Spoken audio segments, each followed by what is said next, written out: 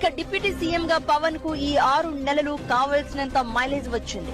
ఏ రాష్ట్రంలో ఏ నేతకు ఉప ముఖ్యమంత్రికి రానంత గుర్తింపు ఎలివేషన్ పవన్ కు దక్కింది. గత 10 ఏళ్లలో టీడీపీ హయాంలో, వైసీపీ ప్రభుత్వంలో, ఇటు తెలంగాణలో బీఆర్ఎస్ కాంగ్రెస్ పాలనలో దాదాపు 10 మంది డిప్యూటీ సీఎంలుగా పనిచేశారు. ఎవరికి డిప్యూటీ సీఎం పదవి దక్కినా వారంతా మంత్రులుగానే చెలామణి అయ్యారు. ఒక పవన్ మాత్రమే ఉప ముఖ్యమంత్రి పదవిలో ఉండి పవర్ సెంటర్ గా కనిపిస్తున్నారు.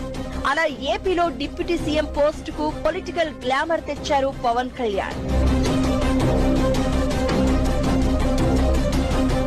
అపరిమితమైన ఫ్యాన్ ఫాలోయింగ్ పవన్ సొంతం. జనసేనానిగా కూడా బలమైన సామాజిక వర్గం వెన్నుదన్ను ఉంది. అంతేకాదు ఆయన పార్టీకి కొన్ని సెక్షన్లలో మంచి మద్దతు ఉంది. దీంతో పవన్ ను బలమైన నేతగా, పవర్ఫుల్ డిప్యూటీ సీఎం గా భావిస్తున్నారు జనం. కాబోయే సీఎం గా జనసేన అభిమానులు ఎలివేషన్ ఇస్తూనే ఉన్నారు. పవన్ ఫస్ట్ టైం ఎమ్మెల్యే అయ్యారు. కీలక శాఖలు చూస్తున్నారు. దాంతో తనను తాను రుజువు చేసుకోవాలన్న ఆయన తాపత్రయం కూడా డిప్యూటీ సీఎం